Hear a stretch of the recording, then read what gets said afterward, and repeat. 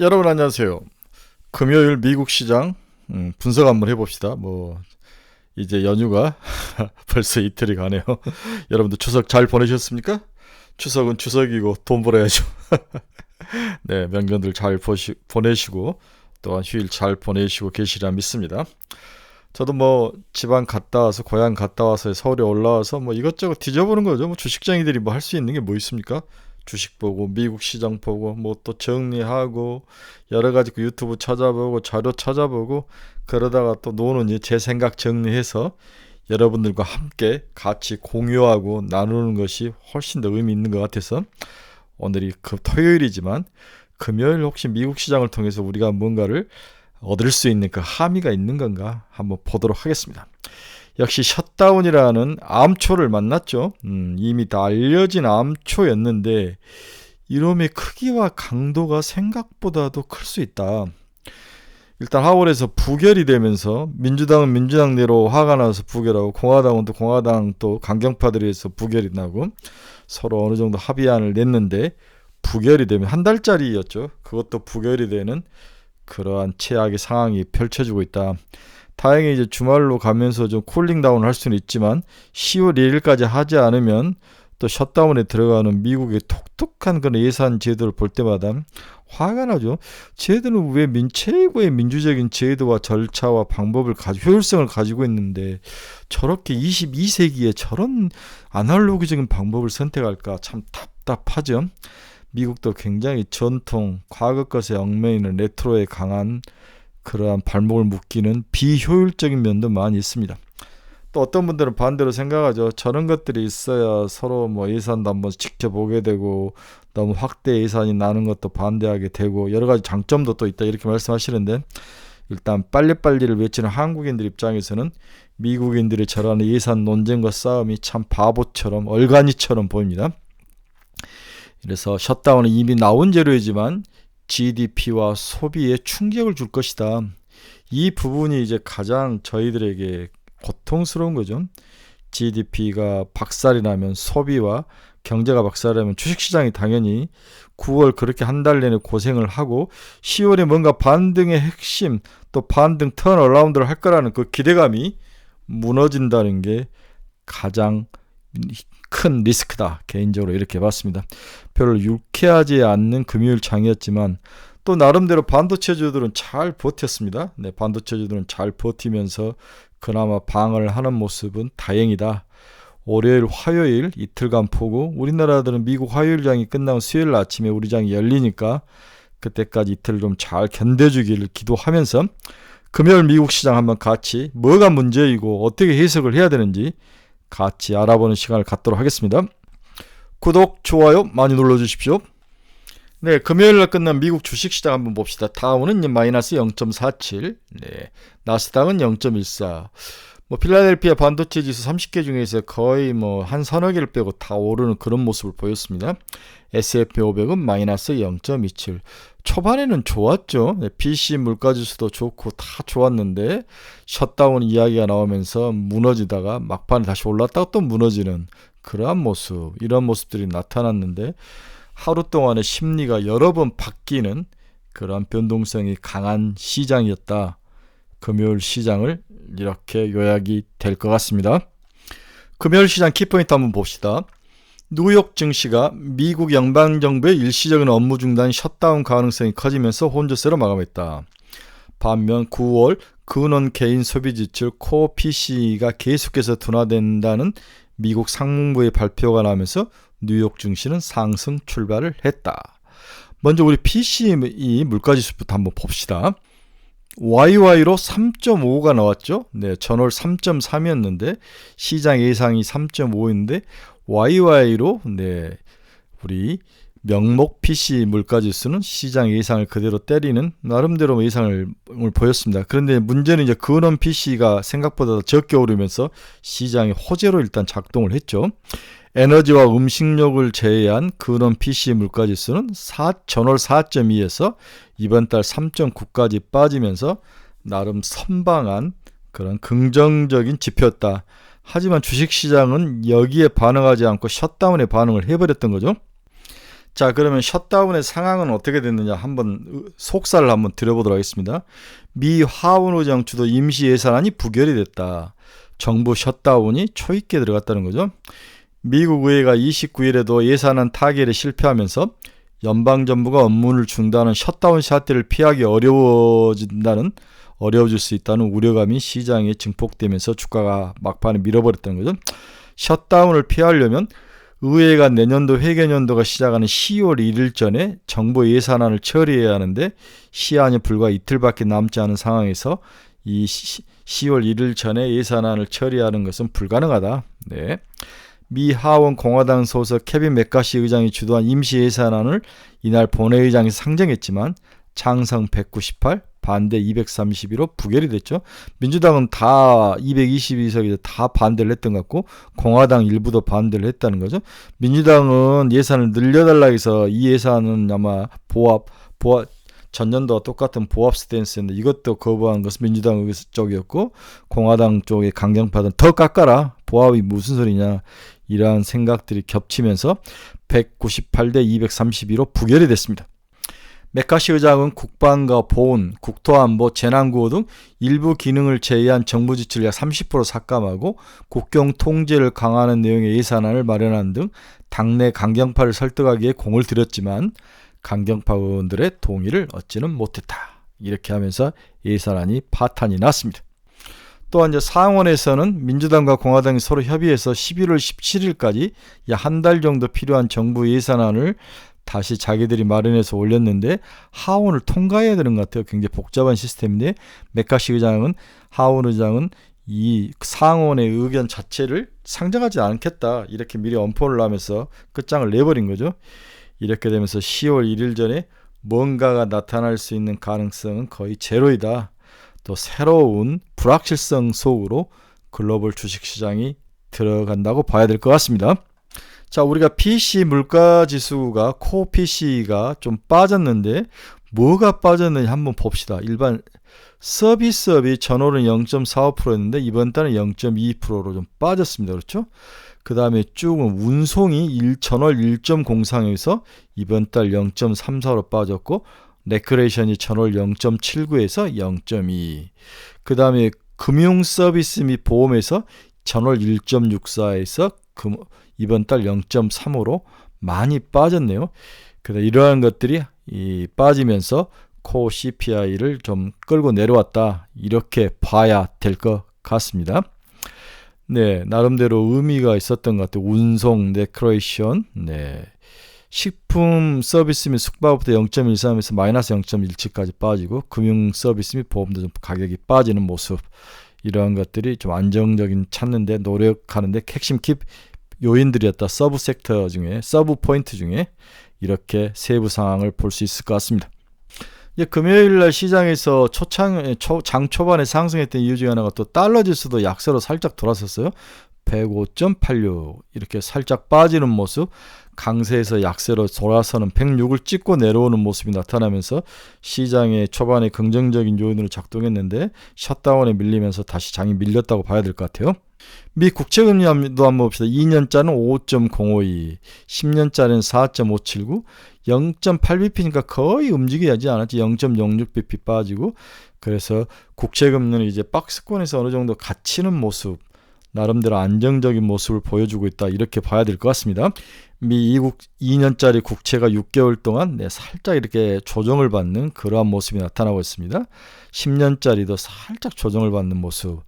어느 정도 4.5 위험 경계선을 뛰어넘어가니까 일단은 차익 실현 매물들이 나오고 있다. 이렇게 봐야 될 것 같아요.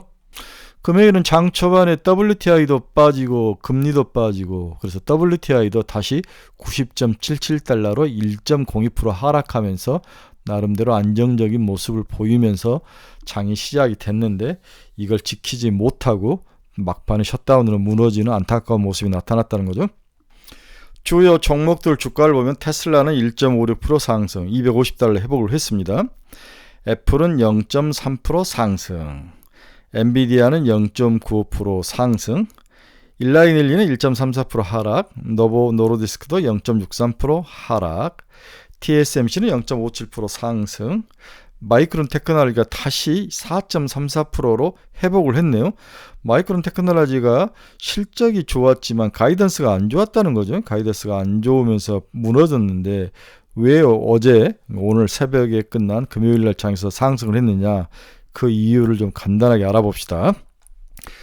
마이크론은 28일 예상보다 양호한 28일은 예상보다 양호한 실적 발표에도 향후 전망에 대한 실망으로 4.41% 하락을 했죠. 이것은 다 알고 계시죠. 그러나 금요일 이날은 일본 정부가 히로시마 공장에 1,900엔 규모의 보조금을 주는 방안을 검토 중이라고 발표한 데 힘입어 마이크론이 급등을 했다. AMD는 28일 마이크로소프트 기술 책임자가 AMD의 그래픽 카드가 앞으로 점점 중요해질 것이다 라고 발표하자 4.78% 급등을 했죠. 이날 또 엔비디아는 금요일 날도 0.95%를 따라잡기 위해서 갈 길이 멀다는 분석에서 강보합을 나타냈다. AMD가 마이크로소프트가 좀 GPU 카드를 이야기했던 것 같아요. 필요하다 이야기를 하니까 올랐는데 엔비디아를 따라잡기에는 아직도 갈 길은 멀다. 엔비디아는 금요일날 끝난 장에서 0.95% 상승을 하면서 마감을 했습니다. 이러한 이유, 마이크론 테크놀로지는 일본에서 보조금이 주는 것에 힘입어서 상승했고 AMD는 마이크로소프트의 서포팅에 의해서 상승을 했다. 이렇게 상승 이유를 찾아볼 수 있겠네요. 그래서 우리나라 그 반도체 시장에 영향을 많이 주는 마이크론 테크놀로지의 주가는 이제 월요일 화요일 모습이 어떤 모습으로 끝날지가 더 중요하게 돼서 일단 본전을 빠진 만큼 돌려놨습니다. 메타 플랫폼스는 마이너스 1.23% 하락, 노블록스는 4.1% 상승을 하면서 의외로 노블록스가 강하게 끝이 났네요. BTC도 비트코인도 26,929달러. 네, 별 움직임이 없이 박스권에 갇혀있는 모습이 나타나고 있는 모습인데요. 비트코인은 뭐 아시다시피 뭔가 큰 변화가 좀 있을 것 같은데 반감기인지 뭔지 한번 봐야 될 것 같아요. 이 부분이 시장에 어떻게 작용할지 한번 기대를 해봐야 될 것 같습니다. 자, 오늘은 우리가 같이 좀 생각해봐야 될 첫 번째 주제는 긴축 발작에 대한 시각이다. 긴축 발작. 네. 우리가 테이퍼 텐트럼이라는 긴축 발작을 2013년에 우리가 한번 겪었는데 그때와 지금은 어떤 차이가 있고 어떤 또 함의를 얻을 수 있을 것인가, 이 부분을 한번 같이 분석을 해봐야 되는 거죠. 그래서 하이투자증권의 박상현 애널리스트께서 분석한 자료를 가지고 한번 같이 나눠보도록 하겠습니다. 긴축 발작이 나타날 것 같은데 여기에 대한 시각은 뭐냐, 2013년과 한번 비교를 해보도록 하겠습니다. 자, 오늘의 첫 번째 주제는 미국 국채 금리발 긴축 발작 리스크가 가장 경계가 돼야 될 부분이다. 미 국채 금리가 급등하면서 또다시 긴축 발작 리스크가 떠오르고 있다. 긴축 발작이란 영어로 테이퍼 텐트럼이라고 하는데 2013년에 벤 버넌키 미국 FOMC 의장이 테이퍼링, 양적 완화 축소 가능성을 시사하면서 신흥국에서 통화가 올라오고 약세로 가고 채권 금리가 올라가고 주식 가격이 폭락하는 트리플 약세 현상이 나타났다는 거죠. 이것을 우리가 테이퍼 텐트럼이라고 한다. 2013년. 그래서 2013년에 긴축에 대해서 발작이 일어났는데 금리는 오르고 주가는 빠지고 달러와도 뭐 약세로 간 거죠. 네, 달러화 지수가 약세로 가고 이러한 모습이 나타나면서 글로벌 시장에서 큰 문제가 발생을 했는데 이게 혹시 또 이번에 또 나타날 게 아니냐, 이 우려감이 시장에 있다는 거죠. 그래서 항상 2013년과 지금이 경제적인 여러 포인트와 비슷하냐 다르냐, 이 부분을 먼저 이제 검토해 봐야죠. 첫 번째, 2013년 당시는 초완화적 통화정책에 익숙해졌던 금융시장이 갑작스런 통화정책 출구 전략 언급에 발작이 나타난 것으로 현재와 좀 다르다는 거죠. 현재는 미 금리 연준이 금리 인상 사이클이 거의 다 막바지에 이른 국면이다. 그 당시에는 금리 긴축의 초창기였지만 지금 막바지다. 시기적으로 서로 비슷한 점은 없다는 거죠. 미 연준의 추가 긴축과 같은 긴축 강도 강화를 우려할 시점은 아니다. 그럼에도 불구하고 긴축 발작과 유사한 현상이 발생할 가능성을 시장에서는 배제하지 않고 있다. 9월 FOMC 회의의 메시지는 시장이 예상했던 수준을 상회하면서 호키시 매파적 발언이었죠. 미 연준의 통화정책에 대해서 긴장감을 불어넣었죠. 추가 금리 인상 가능성이 여전히 낮아 보이지만 고금리 장기화, 이 부분이 핵심이죠. WTI 상승, 고금리 장기화, 이에 따른 달러 강세 현상은 글로벌 자금의 안전자산 선호를 강화시킬 수 있기 때문이다. 그때와 상황은 다르지만 지금은 새로운 형태의 어떤 3고, 3중고가 나타나고 있다는 거죠. 네, 그래서 테이퍼 텐트는 긴축 발작에 대한 새로운 형태의 모습이 나타날 수 있다. 그게 좀 염려된다. 이게 이제 첫 번째의 아규 포인트였습니다. 두 번째는 따라서 또 다른 리스크는 경기 하강 리스크이다. 그때와 다른 점은 경기 하강 리스크이다. 미국 경기 사이클이 양호화도 가지만 2013년 당시에 비해서 경제 펀더멘탈이 강하다고 할 수는 없다. 2013년 우리가 이제 첫 번째 긴축 테이퍼 텐트럼 발작이 일어날 때는 미국 GDP 상승률이 1.8%로 올해 예상되는 성장률 수준과 유사한 수준이었지만 그 다음해인 2014년 GDP 성장률이 2.3%로 2013년보다 개선된 흐름을 보였다. 그 당시에 긴축 발작이 일어났을 때보다 그 이후에 다음 해에 경기는 좋아질 것이다. 이 가정이 깔렸는데, 그러나 현재는 미국 경제는 연착륙 흐름을 보이고 있지만 침체 리스크를 여전히 완전히 해소하지 못하고 떨궈버리지 못하고 있는 상황이다. 그때와는 반대 상황이라는 거죠. 더욱이 2024년 성장률 전망치는 2023년에 비해서 둔화될 것으로 전망이 되고 있다. 2013년과 경기에 대한 미래 예측이 서로 반대의 상황이라는 거죠. 세 번째는 비교를 해봐야 될 점은 2013년 때 금리 수준하고 지금의 금리 수준이 너무 큰 차이점을 보이고 있다. 2013년 긴축 발작 당시 미국 10년 국채 금리는 단기 급등 양상을 보이면서 시장에 충격을 주었지만 현재는 지난해 초부터 지속적인 상승 흐름을 보이면서 경제와 금융시장이 고금리에 익숙해진 측면은 차이점이라고 할 수 있다. 그 당시는 막 금리가 떠오르면서 시작하는 단계인데 지금은 이미 금리가 올라서 지속되고 있는 뜨거운 냄비, 천천히 끓는 냄비 속의 개구리의 모습이 현재의 모습이라는 거죠. 그러나 이번 9월 FOMC 회의 최전후로 속등하는 금리는 시장의 긴장감을 높이고 있다. 추가로도 상승할 가능성도 충분히 있다. 여러 가지로 고금리가 지속적으로 유지되고 있고 더 심한 케이스는 금리가 더 오를 가능성도 있다. 2013년은 막 금리가 오르는 시기와는 또 다른 형태의 모습이라는 거죠. 네, 하이투자증권의 박상현 애널리스트는 중국을 굉장히 연구를 많이 하시는데 가장 큰 차이점을 중국 상황이 2013년과 지금이 완전히 다르다는 거죠. 이 부분을 굉장히 강조를 하고 계시던데 2013년 긴축 발작에도 글로벌 경제와 금융시장이 충격을 빠르게 2개월 만에 소화할 수 있었던 원인 중 하나는 중국 경제의 역할도 무시할 수 없다. 그 당시 그랬다는 거죠.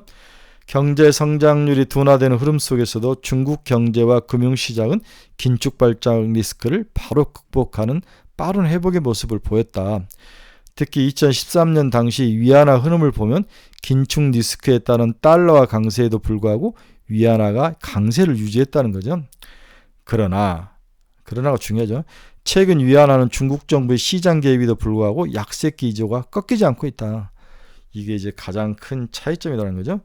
부채 리스크에 따른 중국 금융시장 불안이 이어지면서 경기 둔화 속도와 방향성, 강도가 2013년과 다른 그러한 모습을 보인다. 이 부분이 침체를 이끌 수 있는 새로운 테이퍼 텐트럼 긴축 발작 속으로 밀어넣는 게 아니냐, 이 부분을 염려하시는 거죠. 13년 긴축 발작 시는 위안화가 강세였는데 지금 위안화가 약세라는 거죠. 중국 제조업 PMI 지수가 그런대로 나쁘지 않았는데 지금은 바닥에서 올라오고는 있지만은 여전히 그때의 수준을 50을 회복을 못하고 있는 거죠. 2013년 미국 ISM 제조업 지수도 좋았고, 그러나 현재는 ISM 제조업 지수 자체가 수준이 내려와 있는 모습. 이러한 차이점들이 2013년 긴축발달과 지금의 차이점이다. 같은 면도 있지만 다른 면도 다 새로운 형태의 어떤 경기 침체의 모습이 보인다. 이렇게 이해를 해야 될 것 같아요. 이게 전부 코로나 이후에 나타난 현상들이다. 이렇게 보시면 될 것 같습니다. 그래서 요약하면 2013년 긴축 발작 당시와 비교하면 미 연준의 통화정책 측면에서 일부 차이점이 있지만 상황은 2013년 당시보다 현재 상황이 긍정적이라고 평가하기는 어렵다. 미 국채금리의 추가 상승세가 이어진다면 긴축 발작 리스크가 재현될 여지는 충분히 있다. 이게 이제 박상현 애널리스트의 우려스러운 분석의 핵심 키포인트였습니다. 더 우려스러운 점은 우리나라 국내 금융시장이 이미 트리플 약세에 진입을 했다는 거죠.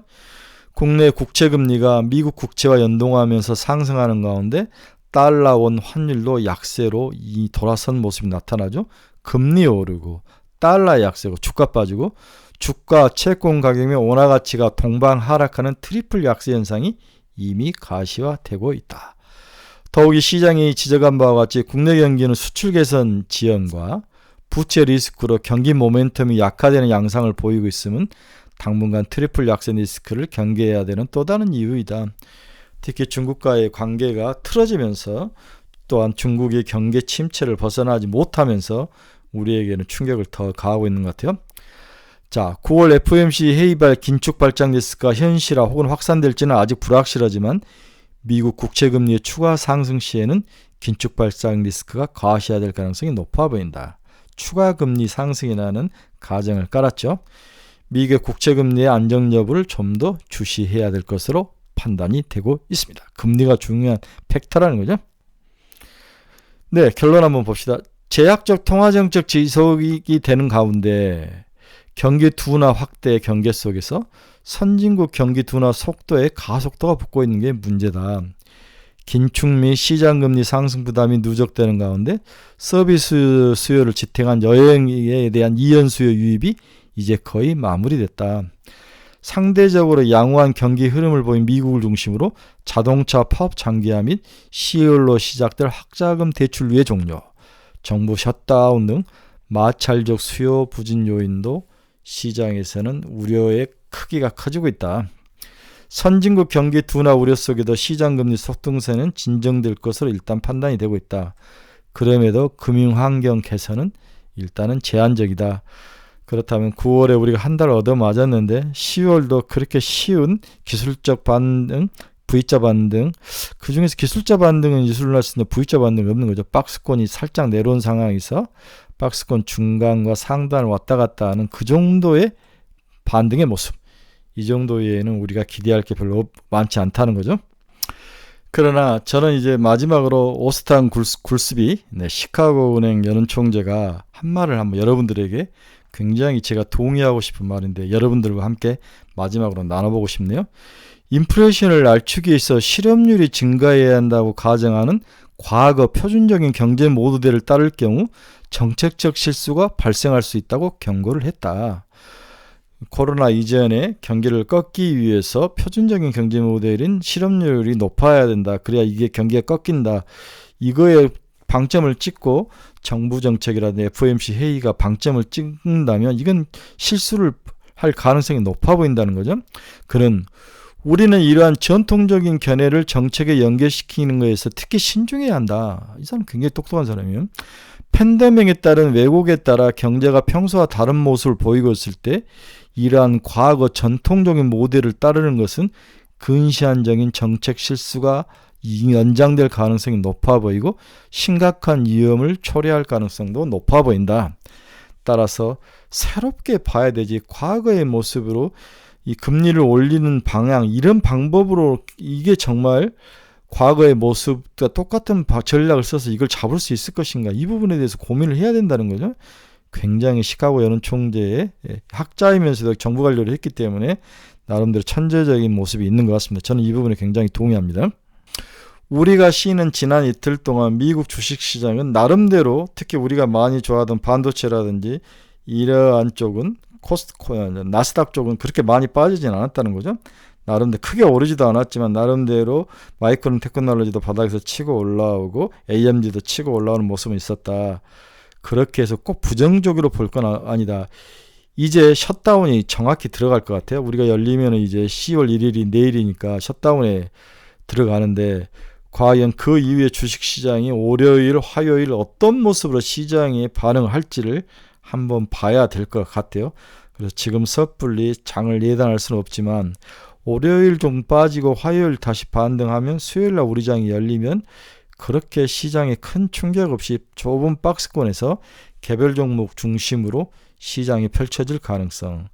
그래서 미국의 6일간 쉬는 동안에 많이 올랐던 종목, 혹시 반도체가 될지 AI가 될지 뭐가 될지 한번 봐야 되겠지만 그 종목 위주로 장이 집중해서 몰빵 현상이 나타날 가능성이 높아 보인다. 이렇게 일단 금요일 미국 주식시장을 보는 저의 시각은 그렇게 단순할 수밖에 없을 것 같습니다. 일단 월요일, 화요일 봐야 될 것 같고 저는 박스권에 들어갈 가능성이 굉장히 높아 보이죠. 이미 오히려 이제 뭐 셧다운에 들어가면 일은 발생한 거니까 불확실성은 없어진 거죠. 이제 해결될 일만 남은 이제 언제 해결되느냐 그것만 남아있기 때문에 오히려 불확실성 해소 차원에서 꼭 그렇게 시장이 폭락하거나 망가뜨려질 가능성이 높아 보이진 않는다. 이렇게 좀 희망적인 회로를 돌려보면서 토요일 아침 우리나라 시간으로 미국 금요일 주식시장을 한번 노는이 분석을 해봤습니다. 네, 여러분들이 쉬는 동안에도 공장은 잘 돌아갑니다. 네, 명절 즐겁게 잘 보내시고 네, 화요일, 월요일 미국 시장 열리는 거 보고 한국 시장 화요일 아침에 또 여러분들에게 유튜브나 제 카페를 통해서 여러분들과 또 소통을 하도록 하겠습니다. 여러분 중에서 투자의 방향성을 잃어버린 친구분들 저희 카페로 오셔야 합니다. 오셔서 한번 보십시오. 뭐 그래프 쪼가리 놓고 뭐 분석해주는 그런 데가 아닙니다. 역시 여러분 중에서 가지고 있는 종목에 대해서 상담이 필요하신 분 저희 카페로 오십시오. 저희는 기초와 전략을 같이 연구하고 어떤 기초를 세우는 데 목표를 두고 있습니다. 여러 가지 관심 종목에 대해서 궁금하신 분도 저희 카페로 오십시오. 네, 즐거운 연휴 이제 3일째 시작했습니다. 벌써 반이 지났네요. 여러분들 좀 이 좋은 햇살을 좀 많이 받으시고 운동도 많이 하시고 가족들과 또 사랑하는 사람들과 재미있게 즐겁게 연휴를 보내시기 바랍니다. 여러분 화요일 아침에 뵙도록 하겠습니다. 감사합니다.